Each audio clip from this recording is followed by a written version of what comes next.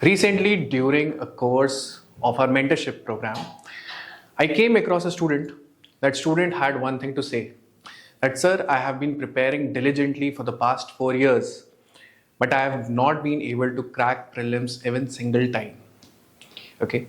Now, this is something that most of the students face, but they do not know, despite the kind of hard work that they are putting in, what are the things that make them fail prelims repeatedly.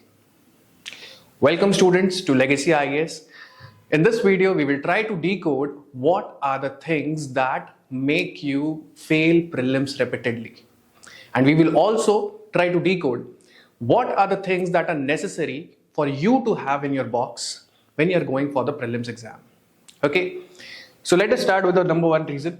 The number one reason is that more books equals to more marks. That is untrue, that is a false statement.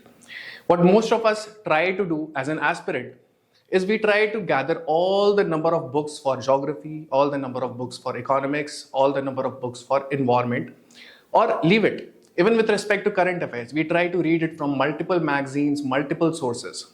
What happens in this process is that you are just collecting day by day more number of books that you need to study and more amount of current affairs. The idea is not something that is going to work. The reason is that you are not revising in this process, and in effect you will be overloaded with the amount of information that you need to internalize and you need to revise as well.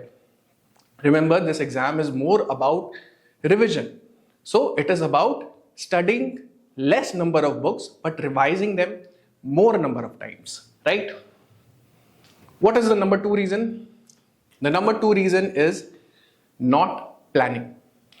This happens with a lot of students that they end up in the last 2 months, they start preparing for prelims. Okay.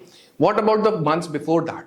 The hard-working aspirants are always preparing for meets, right? Or they do not have a concrete plan with respect to how many months are they going to devote to prelims, how many layers of revision are they going to do, how many previous year question iteration should they do, how many tests should they do.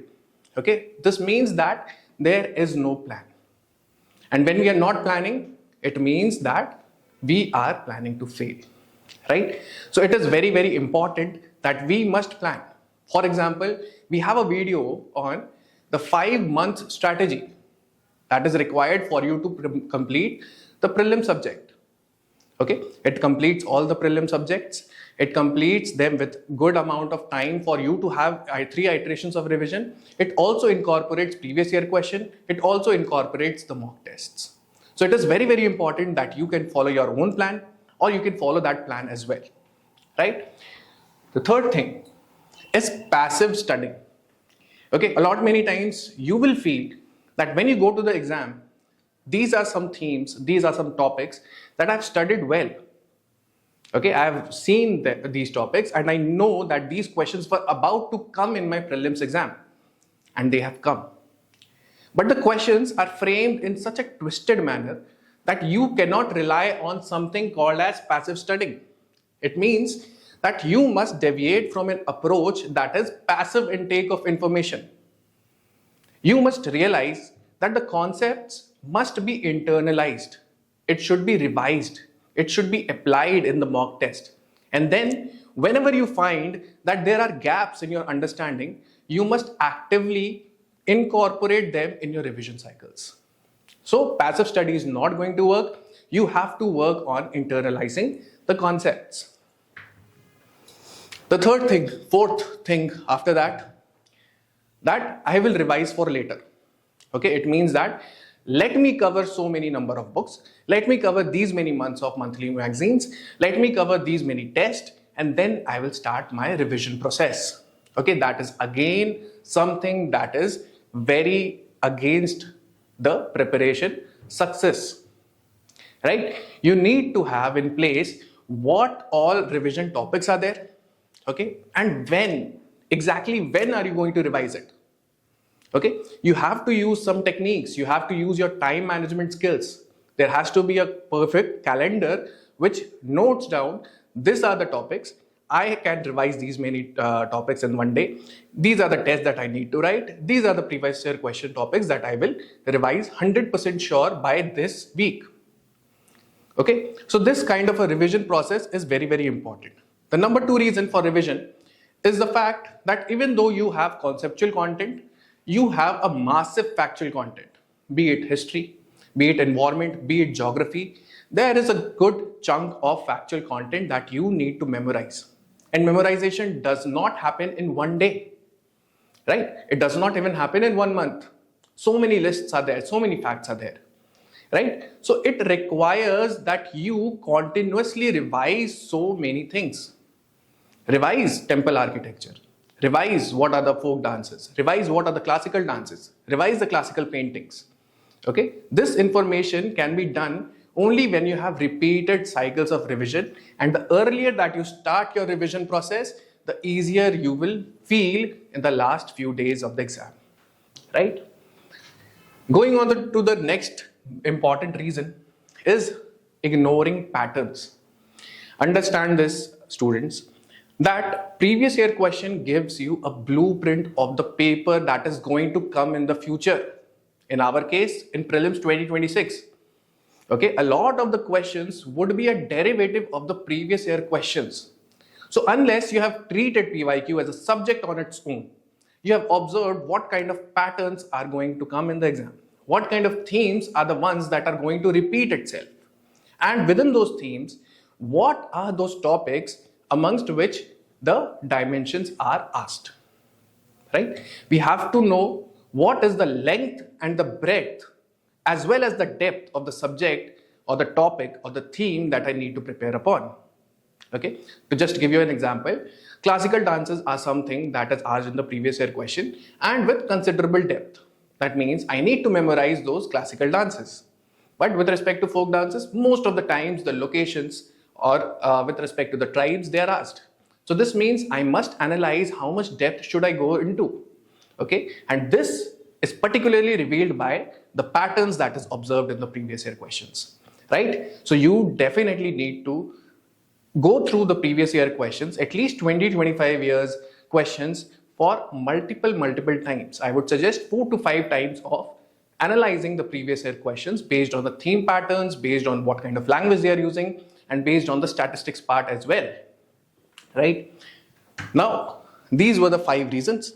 Now, what is required for us to be successful?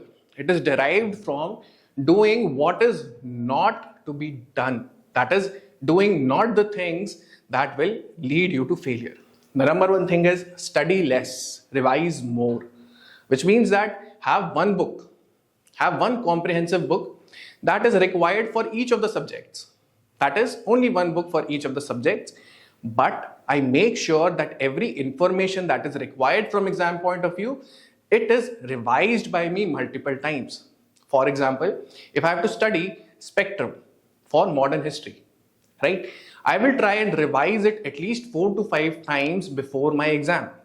This is not possible if you spread yourself thin by reading out at least 4 to 5 books, right? It means 4 to 5 books coverage will take you much more time. So you need to devote revision cycles to one single source.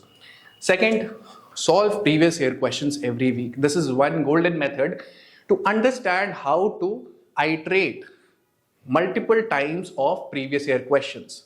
Understand this, students, that a teacher can just give you some analysis, some patterns that you can observe. But unless you observe it yourself, unless you internalize that these are the patterns, you are not going to able to be extracting that information from the necessary static portion, right? So do these iterations multiple times. It will sharpen your analytical skills about the questions that are about to come. The third thing is internalizing. Okay, not being a passive reader. It is not the fact that I will complete GC Leong line by line. I will just read it and complete the book and say that my geography is over. No, that is not how the process works.